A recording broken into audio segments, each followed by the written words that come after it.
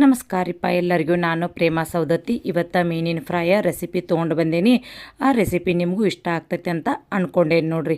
ಈ ಮೀನಿನ ರೆಸಿಪಿ ಮಾಡೋಕೆ ನಾನು ಈಗ ಮೊದಲು 1-2 kg ಮೀನ ತೊಗೊಂಡೇನಿ.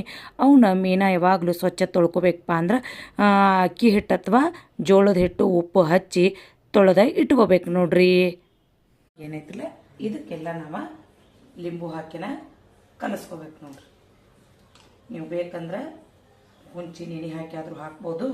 ಅದ್ರ ತಿಕ್ಕ ಈ ಥರ ಎಲ್ಲನೂ ಹಚ್ಚಿ ಇಡ್ಬೇಕು. ಈ ಥರ ಯಾಕೆ ಹಚ್ಚಿ ಇಡೋದಪ್ಪ ಅಂದ್ರೆ ಇದು ಖಾರ